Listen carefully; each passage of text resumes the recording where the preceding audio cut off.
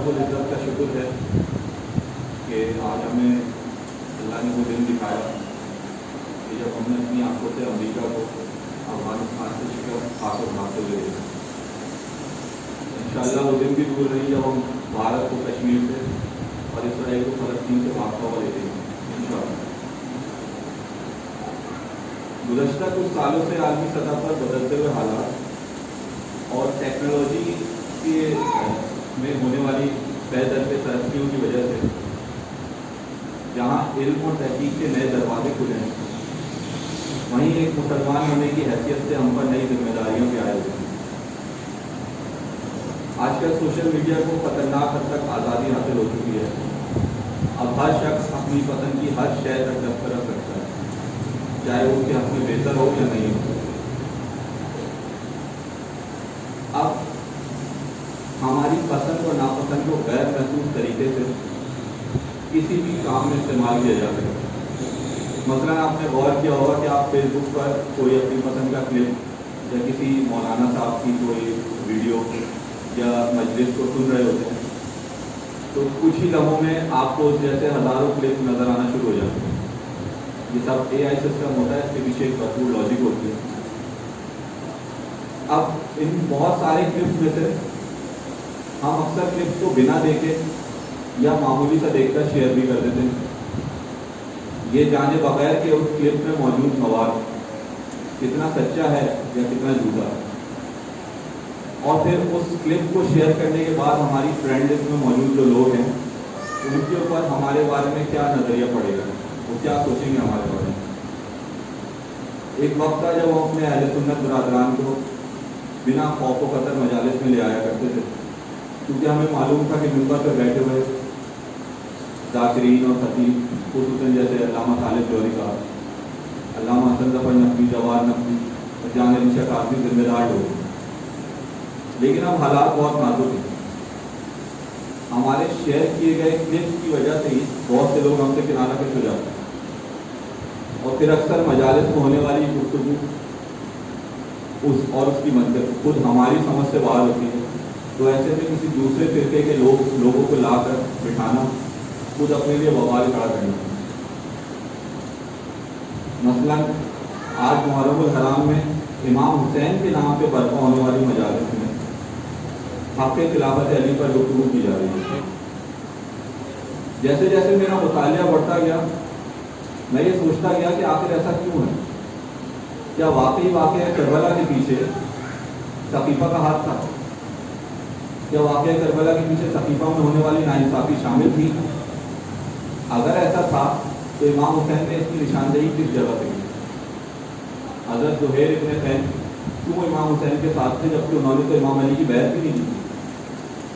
کیوں امام حسین دعوت دینے کے لیے عبداللہ ابن عمر کے پاس جاتے ہیں یہ جانتے ہوئے بھی کہ ان کے والد کا کردار سقیفہ میں بہت اہم تھا؟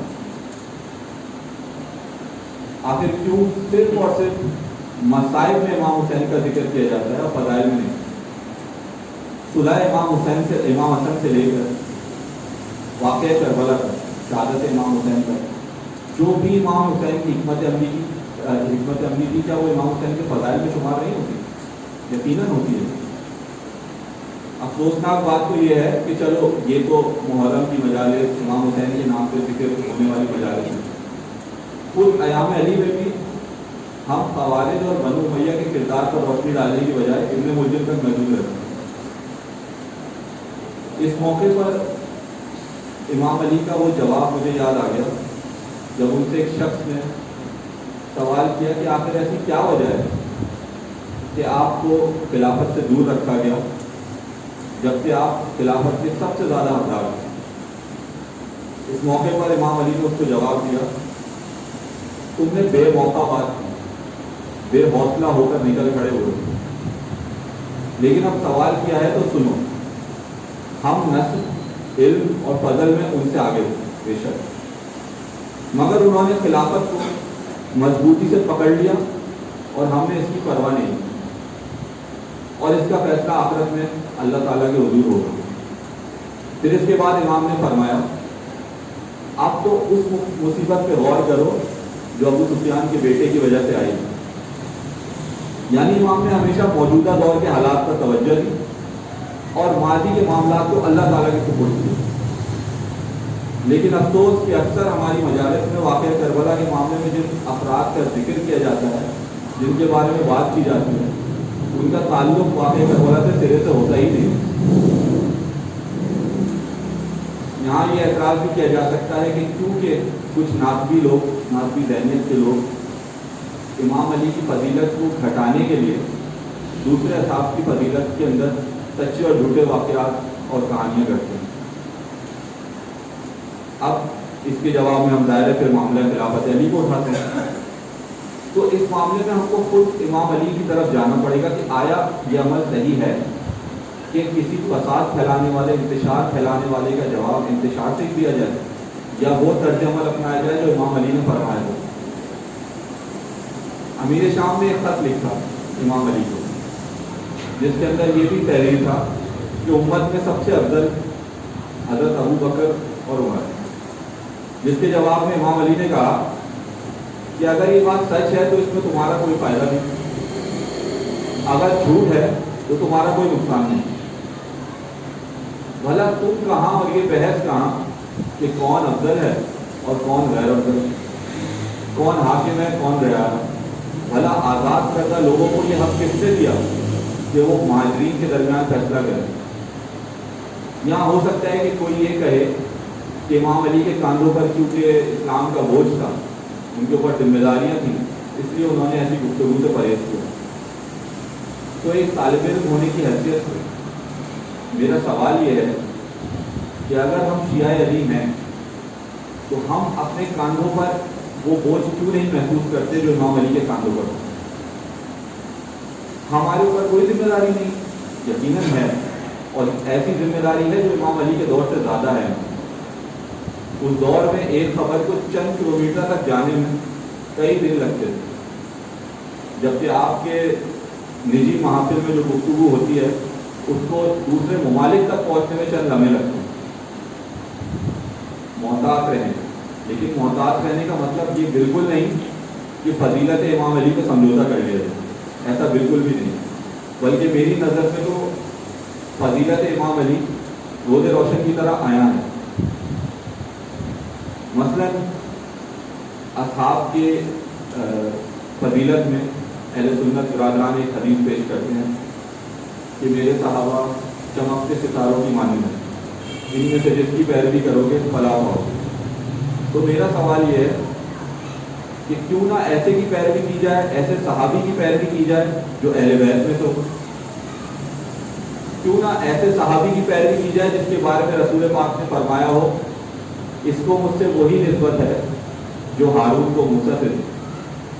کیوں نہ ایسے صحابی کی پیروی کی جائے جس کے بارے میں رسول اللہ نے یہ تک فرمایا ہو کہ حق اس کے ساتھ ہے اور یہ حق کے ساتھ ہے، اور یہ دونوں کبھی جدا نہ ہوں گے یہاں تک کہ حوض کوثر پہ میرے پاس آئے.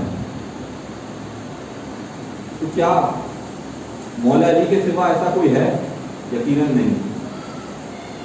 تو کیوں نہ ہم اس سے اختلاف رکھیں جس سے امام علی نے اختلاف رکھا، کیوں نہ اس بات سے درگزر کریں، اس انسان سے درگزر کریں جس سے امام علی نے درگزر کیا، کیوں نہ اس سے جنگ کریں جس سے امام علی نے جنگ کی. لیکن اس کے باوجود کوئی اگر فضیلت علی کا انکار کرے تو میرا سوال یہ ہے کہ آپ جس شخص کو بھی آئیڈیل مانتے ہیں، ان پچھلے 1400 سال میں آپ نے کوئی ایسا شخص پیدا کیا؟